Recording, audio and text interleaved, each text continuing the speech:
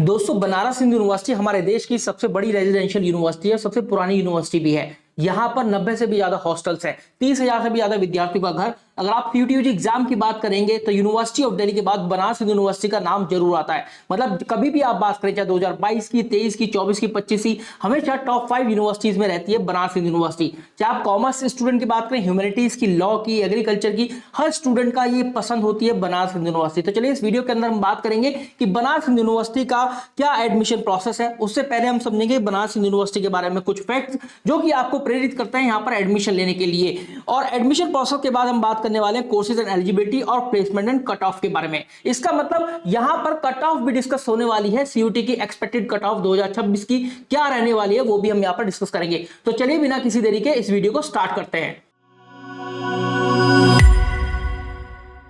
तो बनारस यूनिवर्सिटी क्योंकि इंडिया की सबसे बड़ी रेजिडेंशियल यूनिवर्सिटी, आप इसकी एशिया की one of the biggest residential university भी कह सकते हैं।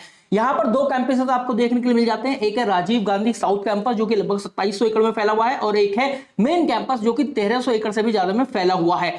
यहाँ पर जो मेन कैंपस है उसकी दौड़ सबसे ज्यादा होती है, 1916 में इस्टेब्लिश हुई भी है। और यहाँ पर स्कूल या फिर कॉलेजेस की बात करोगे तो 6 इंस्टीट्यूट है, 14 फैकल्टीज है, 144 डिपार्टमेंट है, 4 इंटरडिसिप्लिनरी सेंटर है, एक कंस्टिट्यूंट कॉलेज भी है वुमेन के लिए, और 3 कंस्टिट्यूंट स्कूल्स भी हैं। कुल मिलाकर यहाँ पर आपको 5000 से भी ज्यादा यूजी सीट्स देखने के लिए मिल जाती हैं। देखो एनआईएफ रैंकिंग की बात करें तो एनआईएफ रैंकिंग 2025 के अनुसार बनारस यूनिवर्सिटी को 6ठा पायदान मिला है, जबकि 2024 में इसका 5वां पायदान था। ये आप जानकर बहुत हैरान हो जाएंगे कि यूनिवर्सिटी ऑफ दिल्ली से भी आगे थी 2024 में, लेकिन अब यूनिवर्सिटी ऑफ दिल्ली 5वें नंबर पर है और बनारस यूनिवर्सिटी 6ठे नंबर पर है। यहां पर मैं एक बात हाईलाइट करना चाहूंगा कि अगर आप ग्रेजुएशन आउटकम जीओ की बात करेंगे तो बनारस हिंदू यूनिवर्सिटी का 95.42 है, जबकि यूनिवर्सिटी ऑफ दिल्ली का 96.94 है। ये मैं इसलिए कंपेयर कर रहा हूं क्योंकि ग्रेजुएशन आउटकम ये बताता है कि बच्चों के कैसे प्लेसमेंट हुए हैं, आपका ग्रेजुएशन करने के बाद कितने बच्चों ने हायर स्टडीज का चुनाव किया है और किस तरीके का करियर प्रोस्पेक्ट है उस यूनिवर्सिटी से। तो इसको ग्रेजुएशन आउटकम के द्वारा मापा जाता है। ये ग्रेजुएशन आउटकम एनआईएफ का ही एक आंकड़ा है जिसके अनुसार एनआईएफ रैंकिंग दी जाती है, क्योंकि ये यहां पर 4 पैरामीटर होते हैं, उनमें से ग्रेजुएशन आउटकम भी एक है। आप ह्यूमैनिटीज की बात करो, लॉ की बात करो, सोशल साइंस हो, टेक्नोलॉजी हो, मेडिसिन हो, साइंस हो, फाइन आर्ट्स, मतलब fine art, bachelor of fine arts, bachelor of performing arts के कोर्सेज यहाँ पे बहुत ज्यादा पॉपुलर हैं। और अगर आप सीयूटी के बाद लॉ की बात करेंगे, बीएलएलबी की बात करेंगे तो सबसे पहला नाम बनारस यूनिवर्सिटी का आता है। चलिए तारीफें तो बहुत हो गई बनारस यूनिवर्सिटी की, ये सभी फैक्ट्स हमने डिस्कस कर ली जो कि आपको एनकरेज करते हैं बनारस यूनिवर्सिटी से ग्रेजुएशन करने का। अब बनारस यूनिवर्सिटी का एडमिशन प्रोसेस क्या है? आपको पता है कि सीयूटी एग्जाम के बाद सारी यूनिवर्सिटी का एडमिशन प्रोसेस थोड़ा कॉम्प्लेक्स है, लेकिन इस वीडियो के हेल्प से बीएचयू के एडमिशन प्रोसेस को बहुत ही सरल बनाने की कोशिश करता है। स्टेप बाय स्टेप हम यहाँ पर सीखने वाले हैं। सबसे पहले आपको अपना कोर्स चूज करना होता है कि आप कौन सा कोर्स करना चाहते हैं बनारस यूनिवर्सिटी से। फिर आपको अपना एलिजिबिलिटी क्राइटेरिया चेक करना है कि उसका एलिजिबिलिटी क्राइटेरिया क्या है। फिर वही आपको सीयूटी फॉर्म फिलिंग में करना है और अपना सीयूटी एग्जाम के लिए अपीयर होना है। अब जो है आप सीयूटी एग्जामिनेशन का फॉर्म फिल कर चुके हैं, अब आपको सीयूटी एग्जाम के अंदर अपीयर होना है उन सभी सब्जेक्ट टेस्ट के लिए जो कि आपने सीयूटी एग्जाम की फॉर्म फिलिंग के दौरान फिल किए थे। एंड आई होप आपने जब वहां पर फिल कर रहे थे तो आपने बनारस यूनिवर्सिटी का वो कोर्स या फिर वो फैकल्टी कंसीडर कर लिया होगा जहां पर आप जाना चाहते होंगे, और उसका एलिजिबिलिटी क्राइटेरिया भी देख लिया होगा। फिर उसी हिसाब से आपने अपनी फॉर्म फिलिंग भी की होगी। तो बनारस यूनिवर्सिटी के एडमिशन प्रोसेस में अगर आप काउंसलिंग की तरफ जाते हैं तो सीयूटी एग्जामिनेशन देकर बनारस यूनिवर्सिटी अपना एडमिशन पोर्टल जो है bhuonline.in, यहां पर अपने एडमिशन प्रोसेस अनाउंस कर देता है। इसको बोलते हैं फेज 1 आप बोल सकते हैं, जहां पर आपको अपने आप को रजिस्टर करना होता है, अपनी नेसेसरी जो पर्सनल डिटेल्स अपलोड करनी होती है, अपना एकेडमिक बैकग्राउंड बनारस यूनिवर्सिटी को बताना होता है और अपने कैटेगरी सर्टिफिकेट अपलोड करने होते हैं, सो दैट आप जिस भी कैटेगरी से उसका फायदा उठा पाए, और उसी हिसाब से आपकी कट ऑफ भी निर्धारित होती है जो भी कैटेगरी से आप बिलोंग करते हैं। फिर आप कोर्स एंड फैकल्टी का चुनाव करते हैं। यहां पर आप बनारस यूनिवर्सिटी को बताते हैं कि भाई मैं ये वाला कोर्स करना चाहता हूं और इस फैकल्टी से करना चाहता हूं। बनारस यूनिवर्सिटी भी सभी यूनिवर्सिटीज की तरह स्टूडेंट से बोलती है कि आप एक से ज्यादा कोर्स और एक से ज्यादा फैकल्टी का चुनाव करें।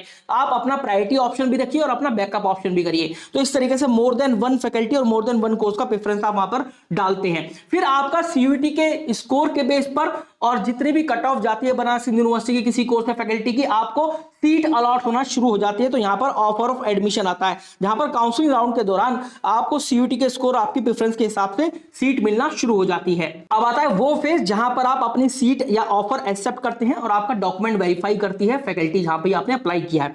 तो you have to accept the offer, ये होता है स्टेप 4। जैसे आप ऑफर एक्सेप्ट करते हैं तो आपको कोई मिनिमल फीस जो है 2,500 रुपया पेमेंट करनी होती है, कभी 2,500 कभी 3,000 रुपए, डिपेंड करता है कि आप कौन सी कैटेगरी से हैं। तो जो यूआर कैटेगरी से कैंडिडेट है उनको सबसे ज्यादा फी पेमेंट करनी होती है।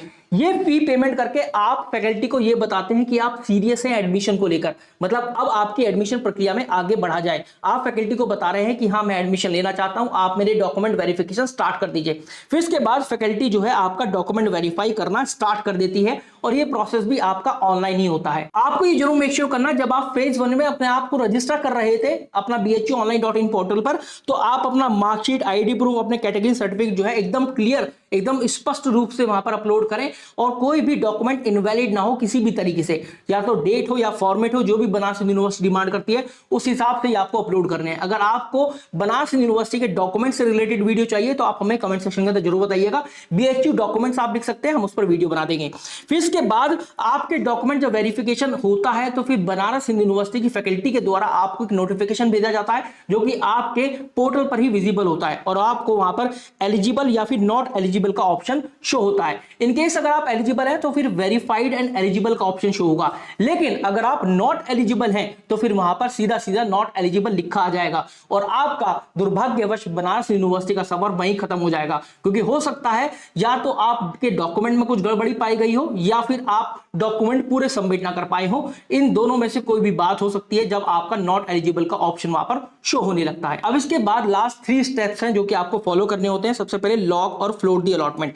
इनकेस अगर आप बनारस यूनिवर्सिटी द्वारा दी गई सीट से सहमत है तो फिर आप लॉक का ऑप्शन क्लिक करते हैं, मतलब आप बनारस यूनिवर्सिटी को बताते हैं कि you are satisfied with the seat और अब आप एडमिशन प्रोसेस से बाहर होना चाहते हैं, मुझे जो भी सीट मिली है मैं उसके अंदर एडमिशन लेना चाहता हूं। इनकेस अगर आप सेटिस्फाइड नहीं है जो भी सीट आपको दी गई है बनारस यूनिवर्सिटी के द्वारा, तो फिर आप वहां पर फ्लोट द अलॉटमेंट या फिर फ्लोट अलॉटमेंट का ऑप्शन क्लिक करते हैं। आपको बात ये मेक श्योर करनी होगी कि अगर आप फ्लोट अलॉटमेंट का ऑप्शन चूज कर रहे हैं तो आप सेम फैकल्टी में ही मूव कर पाएंगे। मतलब ऐसा नहीं हो सकता कि अगर आपको BA ऑनर्स या फिर BA प्रोग्राम का कोई कोर्स मिला है जो कि फैकल्टी ऑफ आर्ट्स के अंदर आता है, आप फ्लोट द अलॉटमेंट करके faculty of commerce BCom honours या फिर BCom ऑनर्स FMM के अंदर मूव कर जाएंगे। तो ऐसा नहीं होगा, आपको जब फर्दर काउंसलिंग राउंड होंगे तो सेम फैकल्टी के अंदर ही सीट मिलेगी, किसी और फैकल्टी के अंदर नहीं। तो ये बात अपनी गांठ बांध लीजिएगा। फिर इसके बाद जनरेट ऑफर लेटर होता है। अगर आप सेटिस्फाइड हैं अपनी सीट से तो फिर आपका लॉक द अलॉटमेंट और फिर उसके बाद आप अपना ऑफर लेटर जनरेट कर देते हैं, जिससे आपके पास एक प्रमाण हो जाता है बनारस यूनिवर्सिटी को बताने के लिए कि आपने सभी एडमिशन प्रोसेस जो है वो फॉलो कर लिए हैं और अब जो है फैकल्टी ने भी आपकी डॉक्यूमेंट वेरीफाई कर दिए हैं and now you are eligible to take the classes as well. तो आप अपना ऑफर लेटर जनरेट करने के लिए जनरेट ऑफर लेटर पर क्लिक करते हैं। इसके बाद आपको फिजिकल डॉक्यूमेंट वेरिफिकेशन के लिए बनारस यूनिवर्सिटी के पास जाना होता है, उसी फैकल्टी के पास रिपोर्ट करना होता है जिस फैकल्टी में आपको सीट मिली है, वहां पर अपने फिजिकल डॉक्यूमेंट जो है वेरीफाई करा लेने होते हैं। अब बनारस यूनिवर्सिटी के एक्सपेक्टेड कट ऑफ के बारे में बात करें तो CUET 2026 के अनुसार अगर हम देखें तो BCom honours accountancy business studies और गैट ये चाहिए, मतलब 750 का आपका पेपर होने वाला है। जहां पर फैकल्टी ऑफ कॉमर्स की सबसे ज्यादा कट ऑफ जाएगी, जहां पर आप देखिए 545 से लेकर 560 जाने वाली है। फिर इसी तरीके से BCom ऑनर्स FMM 540 से लेकर 560 आपकी जाएगी। BCom ऑनर्स FMM एक ऐसा कोर्स है जो कि कॉमर्स प्लस मैनेजमेंट दोनों को कंबाइन करता है। बहुत कम बच्चों को उसके बारे में पता है, इसलिए BCom ऑनर्स का ज्यादा चुनाव करते हैं, वहां पर ज्यादा आपका कंपटीशन देखा जाता है, इसलिए उसकी कट ऑफ भी जो है थोड़ा ज्यादा चली जाती है। फिर इसके बाद आता है BA LLB जो कि one of the most demanding course है बनारस यूनिवर्सिटी से, इसलिए इसका कट ऑफ जो है 75% तक जाता है, मतलब 370 से लेकर 385। यहां पर हम फर्स्ट कट ऑफ की बात कर रहे हैं और UR कैटेगरी की बात कर रहे हैं। फिर बनारस यूनिवर्सिटी में BSc ऑनर्स एग्रीकल्चर का सबसे ज्यादा कट ऑफ जाता है, जिसका एलिजिबिलिटी कुछ इस प्रकार के PCM PCB या फिर एग्रीकल्चर केमिस्ट्री और बायोलॉजी। यहां पर 750 मार्क्स का पेपर है। फैकल्टी ऑफ एग्रीकल्चर के लिए 80% से भी ज्यादा कट ऑफ जाता है, तो 604 लास्ट ईयर गया था, तो 600 से लेकर 615 आपका सेफर स्कोर होना चाहिए। फिर है BSc ऑनर्स यहां पर मैथमेटिक्स विद स्टैट्स, तो यहां पर PCM चाहिए और 480 से लेकर 500 आपका सेफर स्कोर होना चाहिए 750 में से।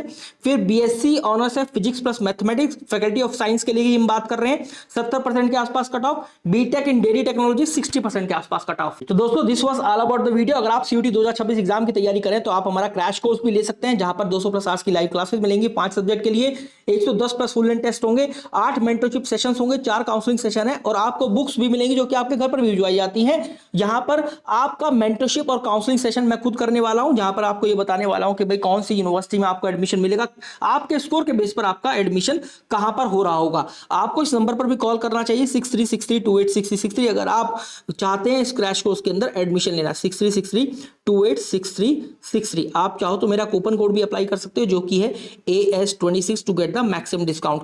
www.toprankers.com पर जाकर विजिट कर लेना या फिर इस नंबर पर कॉल कर लेना to enrol for this crash course. Thank you very much.